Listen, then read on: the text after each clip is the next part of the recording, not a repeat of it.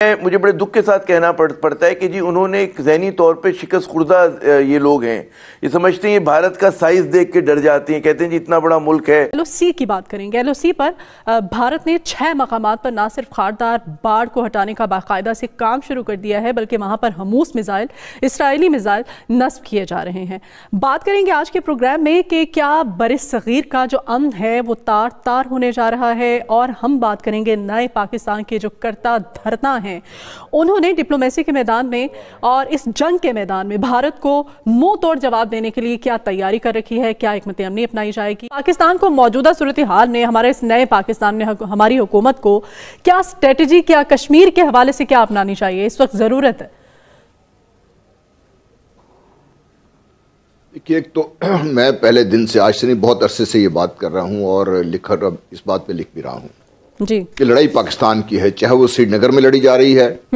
چاہے وہ کسی اور جگہ لڑی جا رہی ہے۔ یہی بھارت کی یہ کوشش ہے، اس لیے وہ کرفیو اٹھا نہیں رہے، اس لیے دنیا کی کوئی طاقت ان کو روک نہیں رہی، اس لیے جو وہ کرنا چاہتے ہیں وہ کر رہے ہیں۔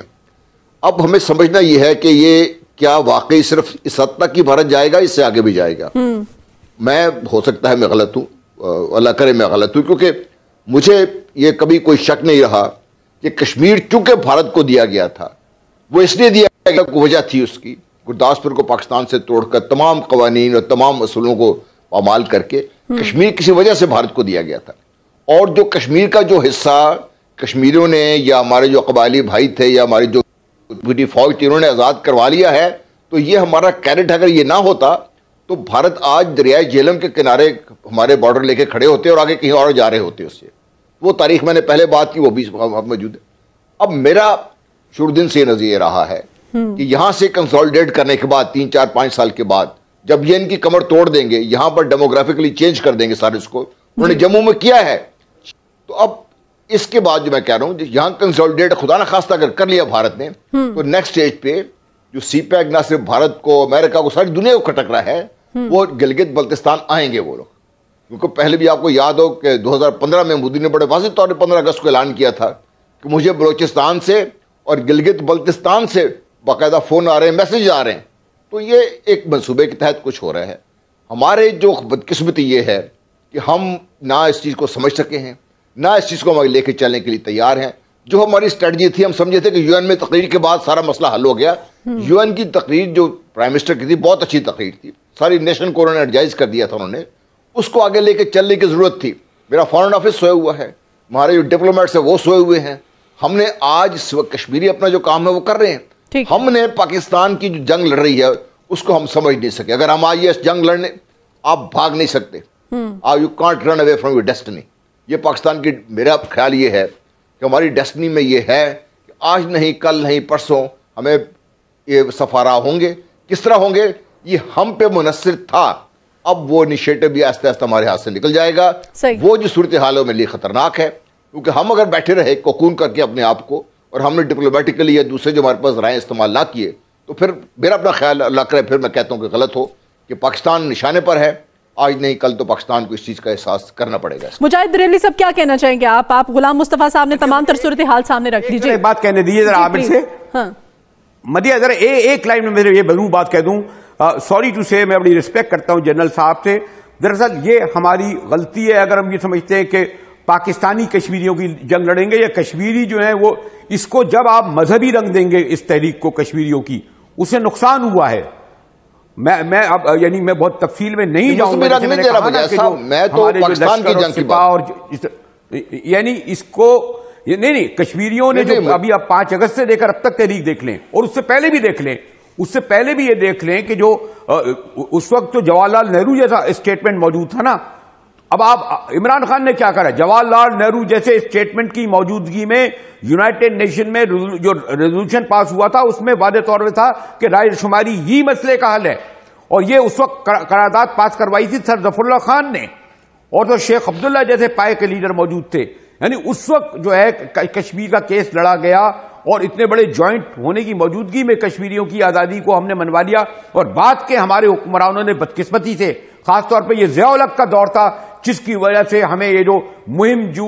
جو ہماری لشکر اور سپاہ گئے، انہوں نے کشمیر کی جو جینون آزادی کی تحریک تھی، یہ جو ہمیں فافقہ میں ڈالا گیا، کس سبب ہمیں جو ڈالا جاتا ہے ان سبب ڈالا جاتا ہے کہ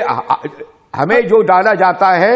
اس لیے ڈالا جاتا ہے نا ہمیں کہ ہمارے جو ہیں کچھ مہم جو لوگ وہاں پہنچ جاتے ہیں، کرتے کچھ ہے نہیں اور کریڈٹ لیتے ہیں، نقصان بیچارے کشمیریوں کو بھی ہوا، ان کی آزادی کو ہوا۔ تو ہمیں اور آج یہ اچھی بات ہے کہ پچھلے یہ جو مزاحمت کشمیریوں کی، اس میں ہندوستان کو اس بات کا موقع نہیں مل رہا کہ وہ یہ کہے کہ پاکستان کا اس میں کوئی رول ہے۔ ٹھیک ہے، عامر زیاد صاحب سے بھی جان لیتے ہیں۔ عامر صاحب آپ کیا کہنا چاہیں گے؟ صاحب آپ کی جی غلام مصطفیٰ صاحب کیا کہنا چاہتے ہیں؟ میں صرف مجاہد صاحب کی بات سراخوں پر سراخوں پر، لیکن اس کو تو کوئی مذہبی رنگ آپ چاہے یا نہ چاہیں، مذہبی رنگ تو اس کا بھارت خود دے رہا ہے، اس کو پاکستان کے اس میں کوئی کریڈٹ نہیں ہے، نمبر ایک۔ نمبر دو، دیکھیے اگر ہم یہ نہیں سمجھتے کہ یہ پاکستان کی جنگ وہاں پہ لڑی جا رہی ہے، کشمیری لڑ رہے ہیں، تو پھر میرا اپنا خیال یہ ہے کہ ہمیں we have to rethink the whole thing. اگر کشمیری آج یہاں پر ان کی جو مزاحمت ہے وہ دم توڑ جاتی ہے، تو مجھے اس میں کوئی شک نہیں ہے کہ وہ تو جو کشمیری چاہے مسلمان ہیں چاہے جو بھی ہے، پر ڈیموگرافک چینجز ہوں گی، وہ کر رہے ہیں، انہوں نے جموں میں کیا ہے، انہوں نے پھر یہ کر رہے ہیں، ان کو جو جہاں سے وہ ایڈوائس ہیں اسرائیل سے، وہ سب کچھ ہمارے سامنے ہے۔ تو اب یہ ٹھیک ہے، 2 schools of thought ہمارے ہیں یہاں پہ، یہ ہم نے بیٹھ کے فیصلہ کر لینا۔ ٹھیک ہے، عامر صاحب سے جانتے ہیں۔ عامر صاحب، پاکستان کی طرف سے ابھی بھی اس طرح سے آواز نہیں اٹھائی جا رہی ہے کشمیر کے ایشو پر جس طرح سے اٹھائی جانی چاہیے تھی، جیسے کہ پہلا بھی ہوتا رہا ہے۔ کیا سمجھتے ہیں کہ ہم اپنے جو ہمارے اندرونی معاملات نے ان میں اتنا الجھ کر رہ گئے ہیں کہ اب ہمارے پاس ٹائم ہی نہیں ہے، ہمیں موقع ہی نہیں ملتا ہے کہ ہم سوچ پائیں؟ دیکھیں، ایک تو بالکل آپ نے درست فرمایا کہ الجھ کے رہ گئے، دوسری بات یہ کہ جو ہماری اشرافیہ ہے، حکمران اشرافیہ، اس کو مجھے بڑے دکھ کے ساتھ کہنا پڑتا ہے کہ جی انہوں نے ایک ذہنی طور پہ شکست خوردہ یہ لوگ ہیں، یہ سمجھتے ہیں یہ بھارت کا سائز دیکھ کے ڈر جاتے ہیں، کہتے ہیں جی اتنا بڑا ملک ہے، پھر اپنی معیشت دیکھتے ہیں، اپنی اور حالات دیکھتے ہیں، اس میں ان کے کنسرن جینون بھی ہیں، لیکن ذہنی طور پر واقعی یہ لوگ جو ہیں وہ جو ہمیں ڈر یہ لگتا ہے لفظ کہتے ہوئے، لیکن ذہنی طور پہ شکست خوردہ لوگ ہیں، ان کے پاس وہ جرت، وہ اس طرح کا ایک کمٹمنٹ نہیں ہے ریاست کے ساتھ جو کہ ہونا چاہیے، جو کہ کچھ کر گزرنے کے لیے تیار ہوتا ہے۔ دیکھیں ایک بات ہمیں سمجھنی چاہیے بالکل واضح کہ اگر کشمیری کوئی بھی ریاست جو ہوتی ہے، بھارت جیسی ریاست اتنی بڑی ریاست ہے، وہ اور ریاست بہت سٹرونگ چیز ہوتی ہے، بڑی مضبوط ہوتی ہے، وہ مزاحمت کو توڑ سکتی ہے بڑے آرام سے اگر کشمیریوں کی مدد نہیں کی گئی، کشمیریوں کو ان کے حال پہ چھوڑ دیا گیا۔ دنیا بھر میں مجھے کوئی بھی مزاحمتی تحریک بتائیے کہ جس کو اگر بیرونی امداد یا اس کو باہر کی جو ریاستوں کی طرف سے اگر امداد نہ ملے وہ کامیاب ہوئی ہو۔ آپ تاریخ اٹھا کے دیکھ لیں، ٹھیک ہے نا، وہ ویتنام دیکھ لیں، کوریا کی لڑائی دیکھ لیں، آپ خدا آپ کا بھلا کر افغانستان میں جو سوویت کے خلاف ہوئی تھی،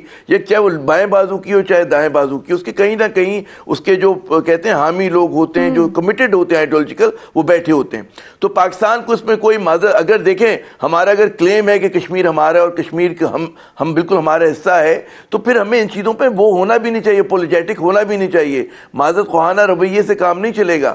آپ کو جو اگر دیکھیں ہم اگر نہ بھی ان کی مدد کریں تو پھر آپ دشمن اپنی مرضی سے میدان جنگ اور وقت کا تعین کرے گا، کیونکہ چھوڑے گا نہیں وہ آپ کو، اس کی نظریں جو ہیں وہ آگے تک ہیں اور وہ چاہے گا۔ دیکھیں پورا یہ جو بالکل جنرل صاحب نے صحیح بات کی، 47 میں جب گرداسپور اور فیروزپور جو کہ مسلم میجورٹی ڈسٹرکٹ تھی، ان کو وہ ایسٹرن پنجاب میں ان کو دیا گیا بھارت کو، اس کی وجہ تھی اس کی، جہاں پہ پاکستان کے پرچم لہرا رہے تھے اسے اعلان سے پہلے تک، اس وقت کیوں راتوں رات ان لوگوں نے بدل دیے وہ نقشے؟ اس کی وجہ یہ تھی کہ کشمیر کے اوپر جو تھا نہرو کا کیونکہ کلاؤڈ تھا ماؤنٹ بیٹن کے ساتھ، انہوں نے پورا اس سازش کے تحت کشمیر کے لیے راہ ہموار کی تھی تاکہ پاکستان کو ایک راہ گزر نہ ملے اور بھارت کا وہاں جانے کا راستہ صاف ہو۔ تو میرے خیال میں ہمیں یہ بات بالکل ہے کہ جی میں یہ نہیں کہہ رہا کہ ایک جنگ آزادی کو تو دہشت گردی کہنا نہیں چاہیے، کشمیر میں ایک لیجیٹمیٹ جنگ آزادی ہے، اس کے ظاہر ہے کہ اس میں ٹیکٹکس وہ ہو سکتا ہے۔